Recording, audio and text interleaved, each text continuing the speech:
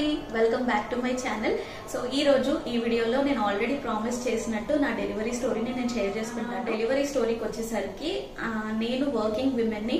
నేను నా ప్రెగ్నెన్సీ తర్వాత ఒక 5 months వర్క్ చేశాను. తర్వాత నేను ఫార్మా ఇండస్ట్రీలో వర్క్ చేస్తున్నాను అనమాట. సో నా కెమికల్ స్మెల్ కి దానికి నాకు పడలేదనమాట. చాలా హెడేక్ ఉండే. అందుకని నేను కంప్లీట్ గా నేను జాబ్ రిజైన్ చేశాను. చేసిన తర్వాత నేను కొన్ని డేస్ అంటే 8th month వరకు నేను 7 కంప్లీట్ అయ్యే వరకు మా అత్తమ్మ వాళ్ళ ఇంట్లో ఉన్నాను.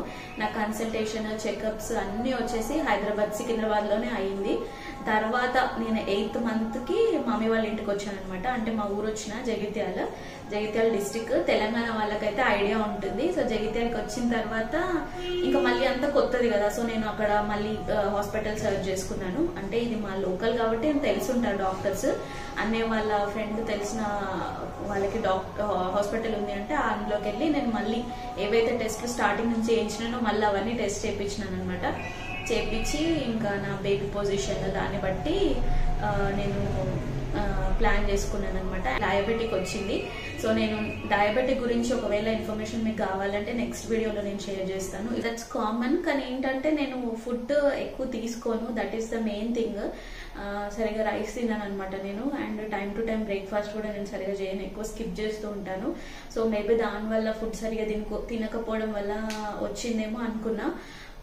ఆ తర్వాత నాకు డాక్టర్ వేరే దగ్గరికి రెఫర్ చేశారనమాట. కిమ్స్ లో డయాబెటిక్ అనేది నార్మల్ ఇష్యూ, అంటే కామన్ థింగ్, తర్వాత వెళ్ళిపోతుంది.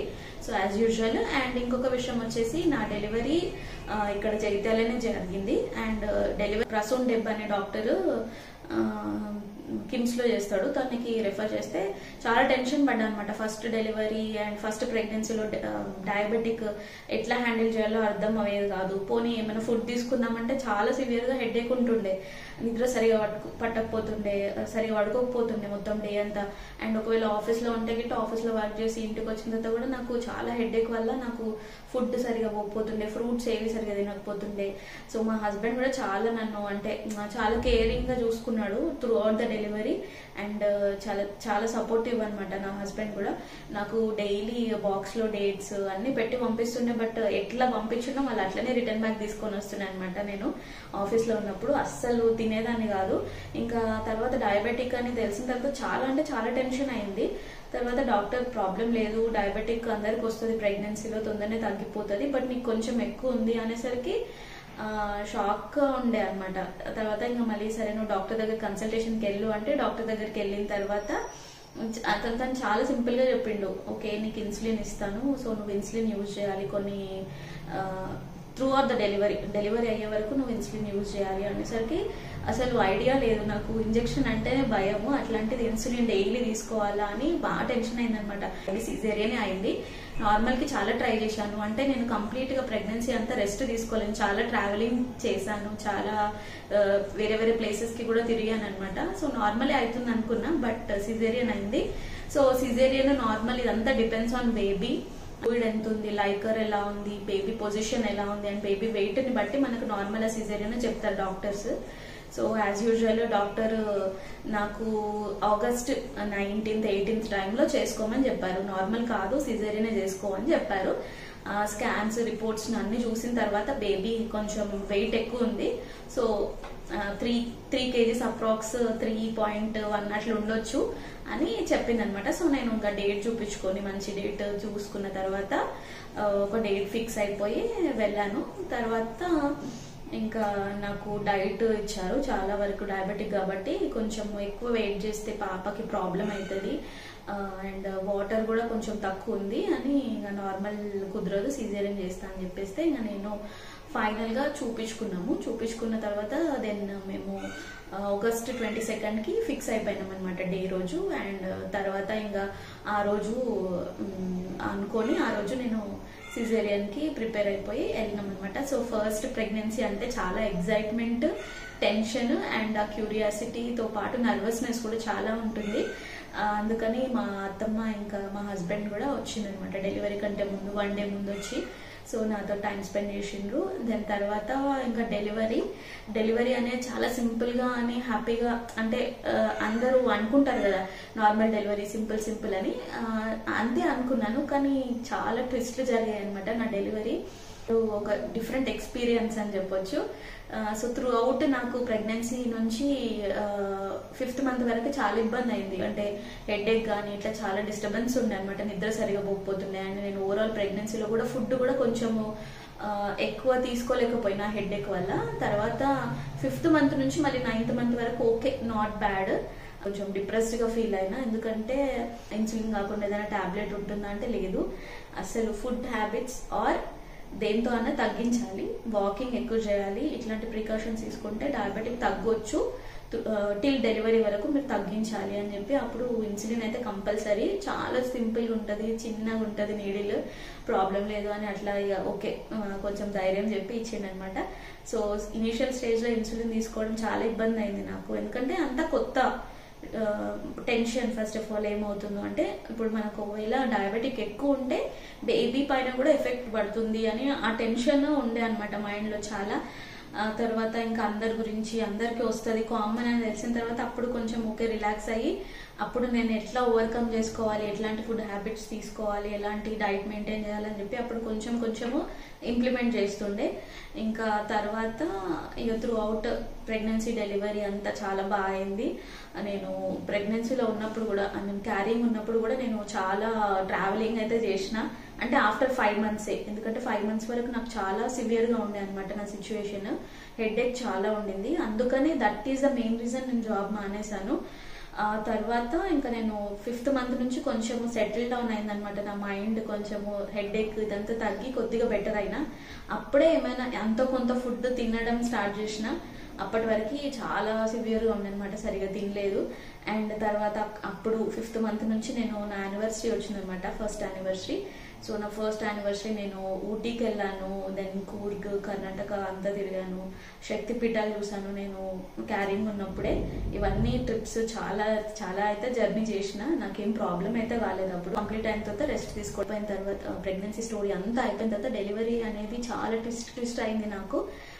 నా బేబీ డెలివరీ అరైవల్ అప్పుడు నేను ఎప్పుడైతే నేను బేబీ అంటే ఆ రోజు ఎప్పుడైతే నేను డెలివరీ చేసుకునే రోజు ఆపరేషన్ థియేటర్కి వెళ్ళిన తర్వాత ఫస్ట్ టైం అంతా ఎక్స్పీరియన్స్ చేస్తున్నప్పుడు చాలా టెన్షన్, నర్వస్నెస్ అనిపించింది అనమాట. ఇంకా వెళ్ళిన తర్వాత సర్జరీ ప్రొసీజర్ అవుతుంది. సర్జరీ ప్రొసీజర్ అయిన తర్వాత ఇంకా డాక్టర్ అనౌన్స్ చేస్తుంది అనమాట, బేబీ మంచి వెయిట్ ఉంది, 4 kgs ఉంది బేబీ అని అనేసరికి సడన్ గా షాక్ అయినా అనమాట. అంటే నేను రిపోర్ట్స్ చూస్తున్నప్పుడు నాకు డాక్టర్ ఏం చెప్పిందంటే 3 to 3.3, 3.4 వరకు ఉంటుంది బేబీ వెయిట్, పర్లేదు మంచి వెయిట్ ఉంటుంది అని అన్నారు. అనేసరికి ఓకే నేను అది మైండ్ లో ఫిక్స్ అయినా 3 kgs అయితే దాదాపు 3 kgs ఉంటుంది అని అనుకున్నా. తర్వాత అక్కడికి వెళ్ళిన తర్వాత 4 kgs బేబీ అనేసరికి అసలు ఎవరు బేబీ, తను ఆపరేషన్ థియేటర్లో నాతో పాటు ఇంకే పేషెంట్ లేదు కదా, నేను ఒక్కదాన్నే ఉన్నా కదా, 4 kgs ఎవరబ్బా అనుకుంటే అప్పుడు మళ్ళీ అంటే నాకు అనస్థిషియా ఇచ్చిన మనం మాట్లాడగలుగుతాం, మనకు సెన్స్ ఉంటుంది కాబట్టి ప్రియాంక నీకు బేబీ వెయిట్ వచ్చేసి 4 అని అనేసరికి షాక్ అయినా నేను, అరే అంత వెయిట్ ఎట్లా అది అని కొంచెం డైలమాలో ఉన్నా అనమాట. అండ్ సో ఏమైతే ఏంటి చాలా హ్యాపీగా ఫీల్ అయినా అనమాట. So first child girl child, అది కూడా చాలా మంచి లక్ నాకు. ఎవరైనా ప్రాబ్లం లేదు, బాయ్ అయినా గర్ల్ అయినా, డిపెండ్స్ ఆన్ ద జెండర్. చాలా చాలా హ్యాపీగా ఫీల్ అయినా. ఇంకా మా హస్బెండ్ అయితే చాలా హ్యాపీగా ఫీల్ అయ్యిండు. బట్ హ్యాపీనెస్ అనేది మేము ఇంకా ఎక్స్ప్రెస్ చేసుకోలేదు, నేను ఇంకా బేబీని చూడలేదు, అదొక ట్రాజడీ లాగా అయిపోయింది అనమాట నా డెలివరీ. నేను పాపని ఒక 3 days నేను నా పాపని చూసుకోలేదు, ఎందుకంటే బేబీ ఓవర్ వెయిట్ ఉండడం వల్ల కొంచెం బ్రీతింగ్ తీసుకురావట్లేదు అని చెప్పి పాపని తీసుకొని వెళ్ళి వేరే హాస్పిటల్లో క్రిటికల్ కేర్లో అడ్మిట్ చేసినాను అనమాట. సో చాలా అంటే చాలా అంటే అసలు నేను ఇన్ని డేస్ నేను 9 months నా బేబీని నేను క్యారీ చేసింది, అట్లీస్ట్ నేను చూసుకోవడానికి కూడా నాకు అసలు ఆ బేబీ ఎట్లుందో కూడా నేను చూడలేకపోయినా. మా హస్బెండ్ ఫొటోస్ తీశాడు, ఫొటోస్ క్లిక్ చేసిండు, నేను ఆపరేషన్ థియేటర్ నుంచి బయటకు వచ్చిన తర్వాత చూపించిండు. కానీ 3 days వరకు మన బేబీని మనకు చూపించకపోతే ఆ పెయిన్ ఎంత ఎట్లుంటుందో అసలు, అది ఒక మదర్కి ఇన్ని మంత్స్ క్యారీ చేసి ఒక వెయిట్ చేస్తున్న మదర్కి ఎట్లుంటుందో ఒకసారి మీరు ఆలోచించండి. చాలా అంటే చాలా డిప్రెస్డ్గా ఫీల్ అయినా. నేను నా ఎమోషన్ నేను నేను ఫీల్ అయితే నా హస్బెండ్ నా పేరెంట్స్ కూడా ఫీల్ అవుతారని చెప్పేసి నేను చాలా కామ్గా ఉన్నా అనమాట. అంత ఎక్స్ప్రెస్ చేయలేదు, చాలా అంటే చాలా కంట్రోల్డ్గా ఉన్నా. సో చాలా వెయిట్ చేసినాం అనమాట, ఎప్పుడు పంపిస్తారు బేబీని, ఎప్పుడు అని. ఎందుకంటే క్రిటికల్ కేర్లో మనుషులను లోపలికి అలా చేయనియారు. సో జస్ట్ బయట నుంచి చూసి వచ్చేయాలన్నమాట. సో మా హస్బెండ్ మా ఇంటికి వచ్చిండనమాట. సో రోజు పొద్దున్న బేబీని చూసి వస్తుండే. చాలా చాలా సిచ్యువేషన్ చాలా బ్యాడ్ ఉంది అనమాట అప్పుడు. అంటే బ్యాడ్ అంటే ఇంకా పాపని అక్కడ పెట్టిండు, అది సేఫ్ కోసమో ఏంటో నాకు తెలియదు, కానీ ఇట్స్ రియలీ హర్టింగ్ అనమాట. అట్లా ఎప్పుడు ఒక తల్లి నుంచి ఒక బేబీని తీసుకెళ్తే ఎట్లుంటుంది, అంత పెయిన్ అనమాట చాలా. So third day 3 days complete అయిన తర్వాత థర్డ్ డే నైట్ పాపని తీసుకొని వచ్చిండు అనమాట నా దగ్గరికి. సో అప్పుడు పాపని పట్టుకొని ఇంకా అసలు నేను కంట్రోల్ చేయలేను అనమాట ఆ సిచ్యువేషన్. అంత ఎమోషనల్గా ఫీల్ అయినా నేను. అంటే కళ్ళతో ఒకసారి కూడా ఇట్లా ఫస్ట్ బేబీకి చూపిస్తారు ఎవరైనా హాస్పిటల్స్లో, కానీ ఆ హాస్పిటల్లో ఏంటో మరి రూల్స్ ఏంటో మనకు తెలియదు. But they did not show me my baby.